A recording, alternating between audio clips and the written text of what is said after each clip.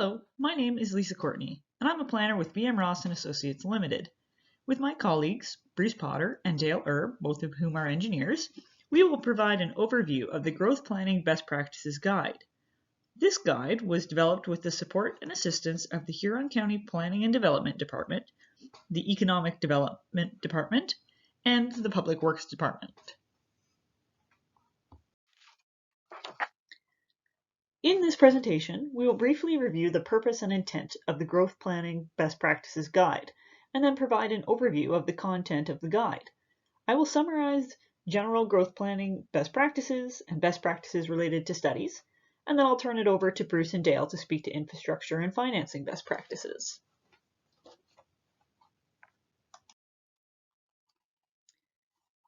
We were asked to assist the county in developing and compiling best practices related to growth and planning. This stemmed from a recognition of certain hurdles related to growth or development coming up time and time again. Often, planning for growth is done reactively in response to development inquiries. In compiling some of the best practices related to growth, it is hoped that this guide can assist in a more proactive approach to growth planning.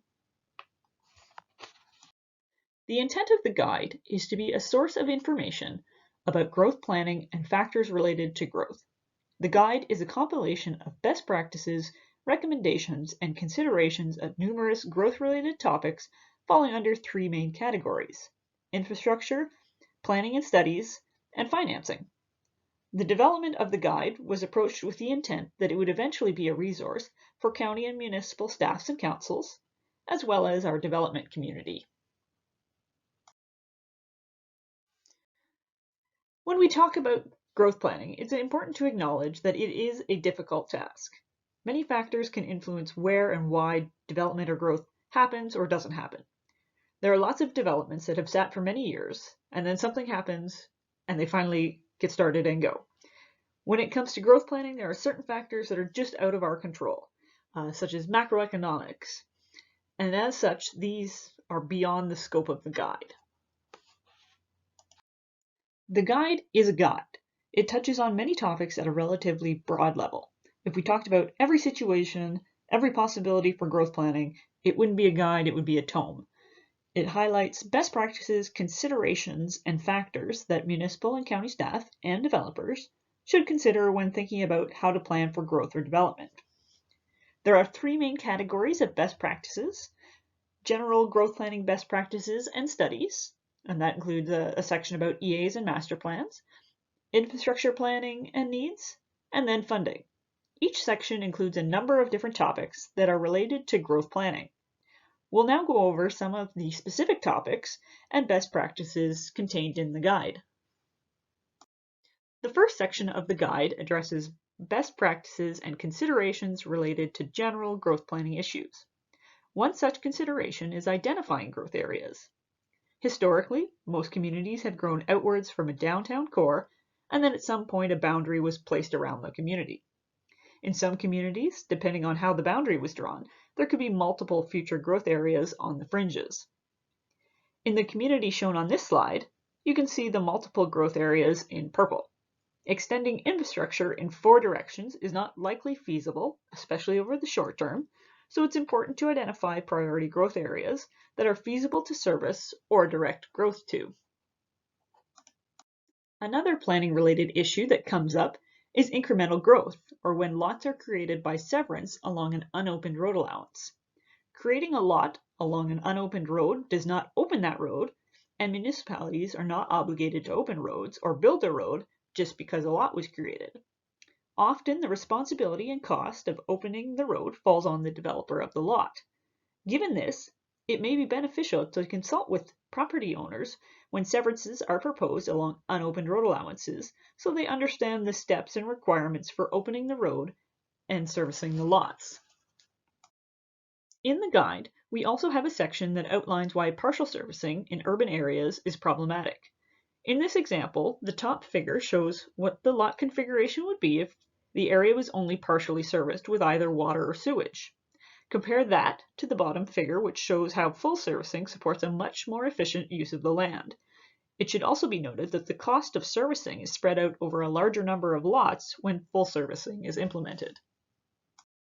With respect to general growth planning, these are a few of the best practices identified in the guide. Encouraging pre-consultation for consent-related developments, promoting the use of site plans and plans of subdivision to achieve planning outcomes, supporting cooperation between landowners, and avoiding partial servicing are all best practices that municipalities can consider. The next section of the guide deals with growth-related studies. This includes environmental assessments, or EAs, and master plans. The guide outlines what EAs and master plans are and when they're required. Both of these types of studies are tools available to municipalities to assess future needs for infrastructure and are generally required prior to the installation of new infrastructure or expansions to existing facilities. EAs and master plans require the identification and evaluation of alternatives. On this slide, you can see an example of alternative road configurations evaluated as part of a servicing master plan for a business park. From a growth planning perspective, this exercise can be useful in determining the most appropriate method to support future development. The guide goes through differences in EAs, master plans, and integrated EAs, and when each of these studies is needed or appropriate. Generally, EAs must be completed for municipal infrastructure projects and typically deal with one project, such as a new road or an expansion to a sewage treatment plant.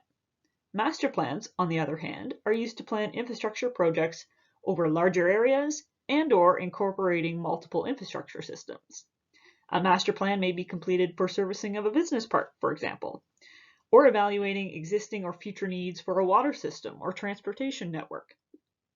Integrated EAs are used to meet the requirements under the EA Act and the Planning Act. Generally, the integrated EA process allows for the two required consultation processes under those two acts to be combined or integrated. With respect to best practices for EAs and master plans, it is important that the scale and scope of what is being looked at is evaluated. This is critical for determining whether an EA or master plan is more appropriate. When the studies are completed, it is important to integrate the findings with land use planning documents like official plans, and to use them to inform land use planning decisions like identifying future growth areas that are feasible to service. It should also be noted that if these studies benefit future growth, they can be included in development charges.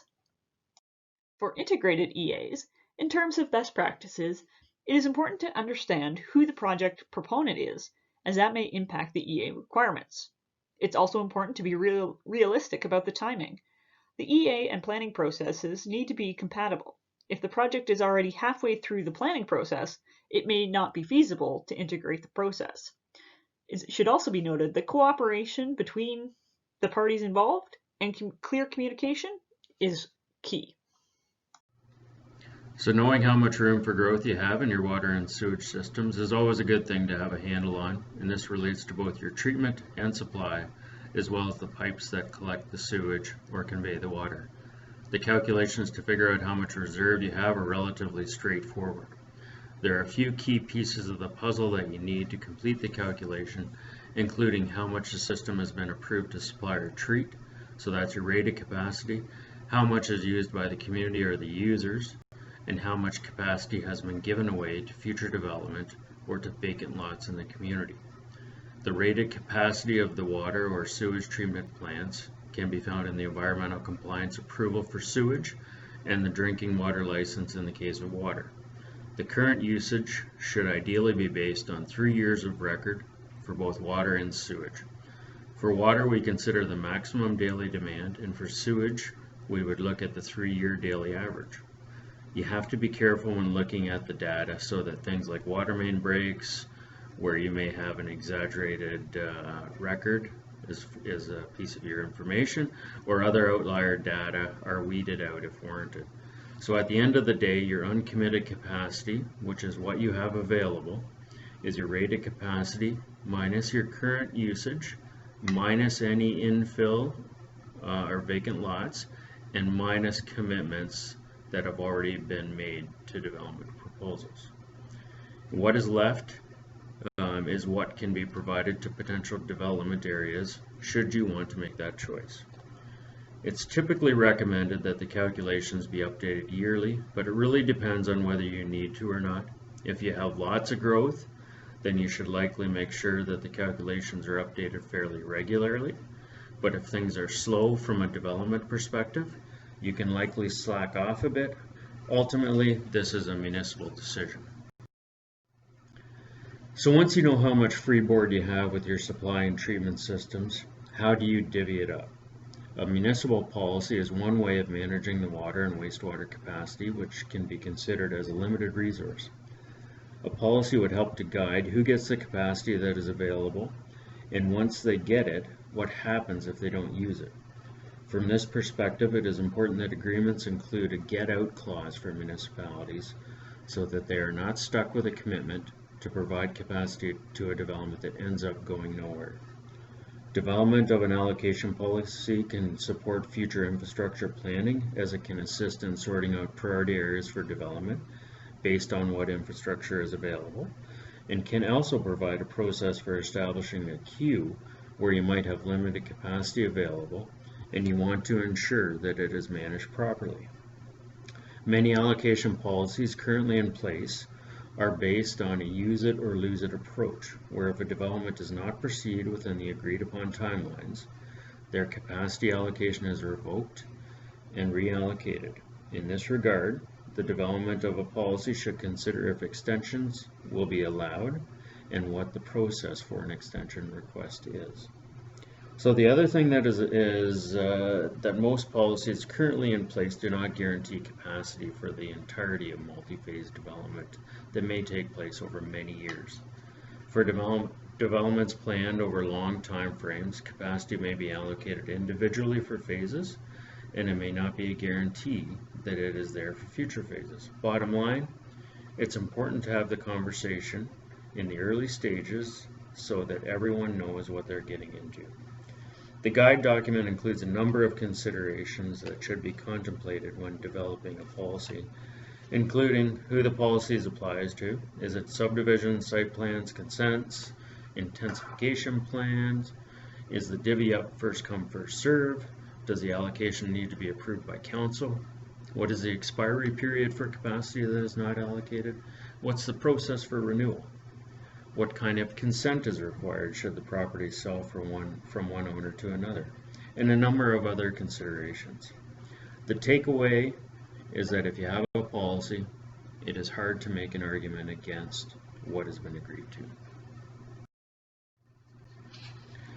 So what to do if you find you need more capacity or an extension is needed to the servicing? Regardless of what is driving the need for increased capacity, there are general steps and requirements that must be met ahead of any expansions to treatment and infrastructure.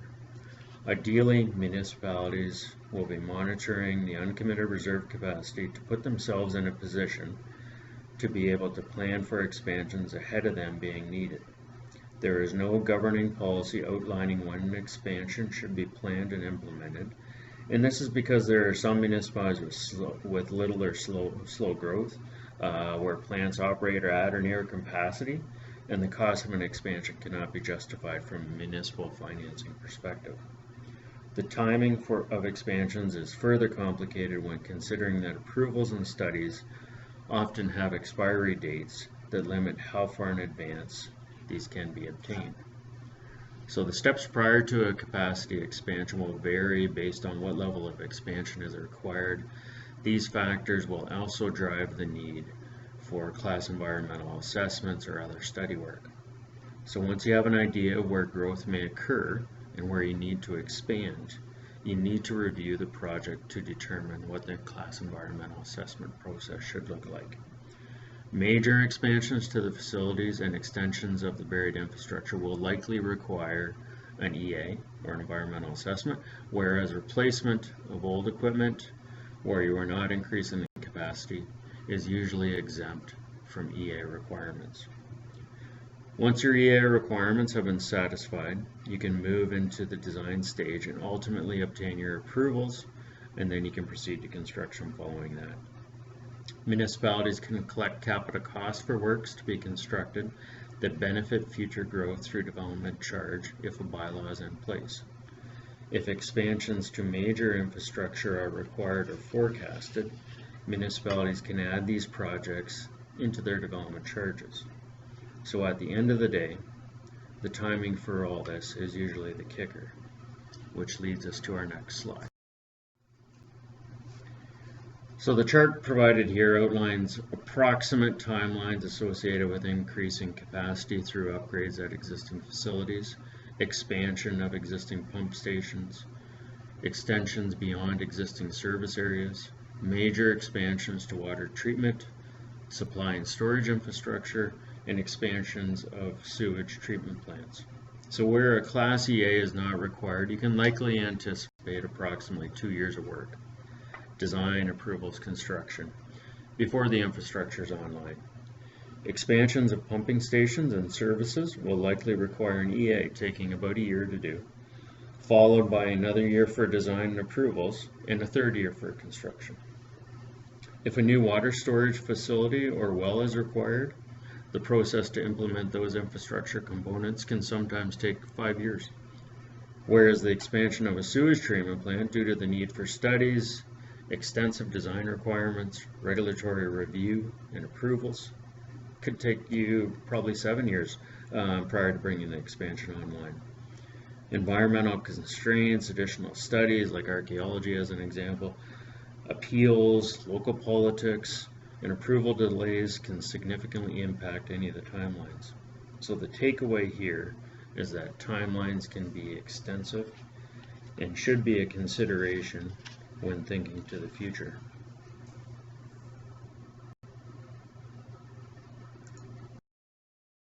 Cross-border servicing can be a difficult topic of discussion between adjacent municipalities. The attached drawing shows a municipality outlined in red that is not fully serviced, has already serviced some lands to the north in the adjacent municipality, and may have had a request for additional servicing. The host municipality must determine its willingness to participate and whether in fact it has capacity to provide services, sometimes at the expense of vacant lands within the existing municipality. There is no formula for the outcome of a cross-boundary agreement discussion. These agreements take a significant amount of time and resources. The parties must be open and transparent and look at what benefits each receives. Information about costing is important, and the parties must understand that ratepayers on one side of a street may have a different cost than those on the other simply because of the location of a municipal boundary. This colorful chart is shown to outline different paths to the creation of a new road that might be developed by a municipality and or a developer. The left column outlines that if a municipality is the proponent to create a new road, there are certain EA requirements that must preclude design and ultimately construction. If a developer is to proceed with a new road, normally that road will be developed as part of a condition of a plan of subdivision or condominium, and the EA requirement would be satisfied by those applications. The developer would then have the road designed, constructed, and ultimately the municipality would assume the road, providing that it meets the requirements set out in an agreement. Sometimes municipalities and developers are co-proponents. Depending on the nature of the application, there may be an EA required. The design can be completed, constructed, and the municipality would ultimately assume the road. In any development that might be proposed, there are constraints due to existing natural features. One example in the picture to the right is a bush that is natural woodland and needs to be excluded from the development. This illustrates two possible road layouts, one which is sensitive to those natural features. The development of roads must be incorporated to mesh with existing infrastructure in the municipality.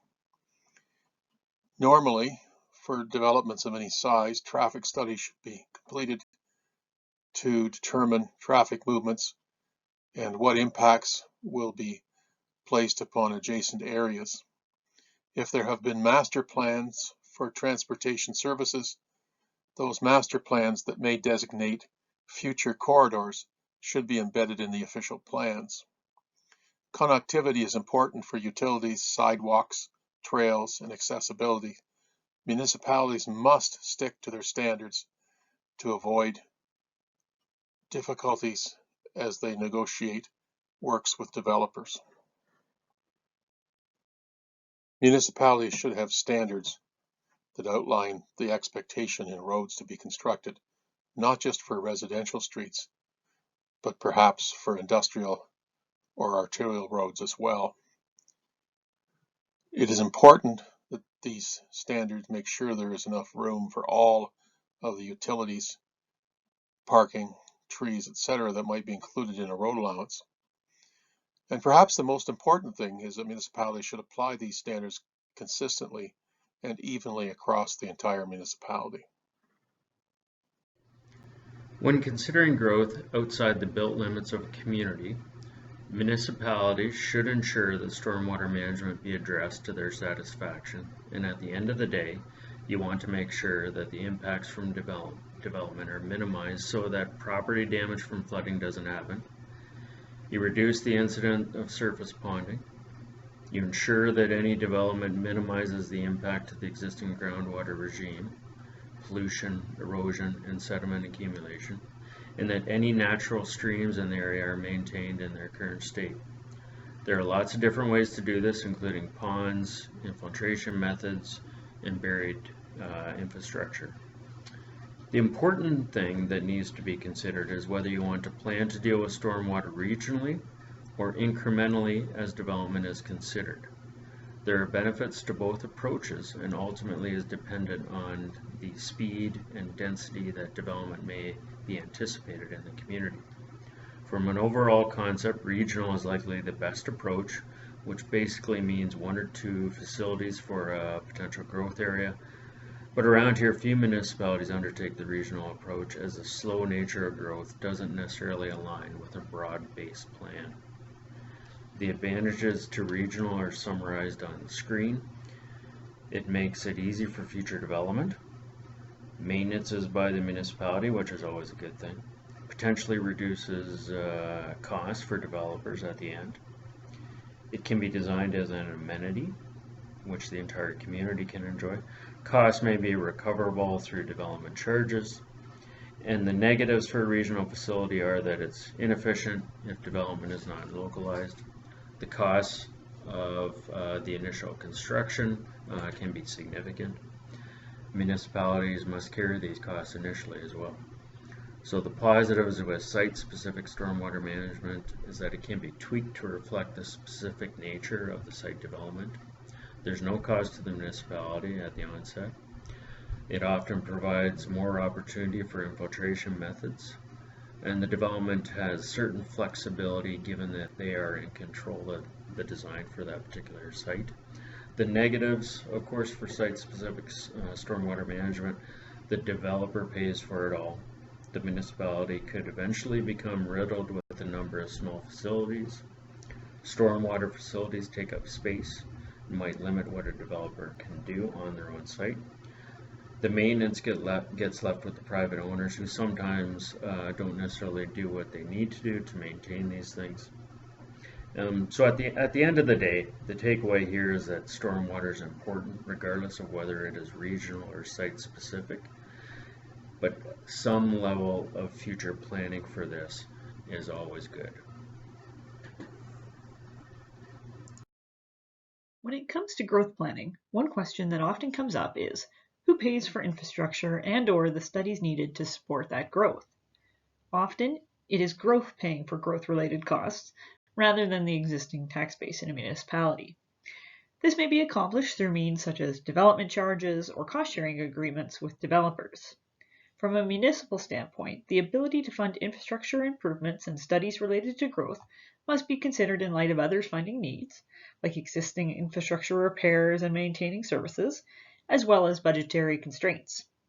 Most grant programs exclude projects that are explicitly built or designed for new growth and development, so often municipalities cannot use grant funding as a means to pay for growth. As a result, municipalities should consider how growth-related costs will be funding as part of any growth planning exercise. Development charges are a tool available to municipalities to fund growth-related infrastructure and services. Many municipalities make use of development charges as a way to fund expansions to major infrastructure systems that are required to support future development. Development charges can be collected for hard services, like water, wastewater, road, and stormwater infrastructure, as well as soft services like recreation facilities and libraries. Development charges must be area-specific, so only areas that benefit from the project, for example, a new water tower, will have those development charges applied. This is often why we see different development charges for rural areas of a municipality versus the urban areas, because typically the urban areas have water and wastewater services that the rural areas don't. Development charges are only collected from new growth, so you cannot collect development charges from existing development. Municipalities should have policies with respect to collecting securities to ensure that developers complete those services which are required in an agreement. For site plans, these securities may include a portion of the cost of site works and any works done on the municipal road. For subdivisions, these securities generally include 100% of the cost of all works being done in municipal roads. Period. This ensures that the works can be completed and that persons who may have purchased lots can be assured that the services will become available. Generally, securities are in the form of cash or a letter of credit. Where developments are phased, securities may be phased.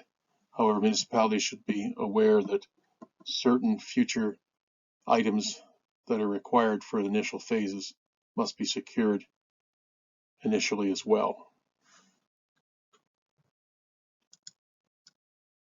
Following stakeholder meetings to review the guide and input from county staff, the guide was finalized and put forward to County Council for approval. County Council approved the guide on December 16, 2020, and has since made it available to municipalities and developers. Should you have any questions or comments about the guide, please feel free to contact Sandra Weaver, Director of Planning and Development at Huron County, or your local municipal planner. Thank you very much for listening.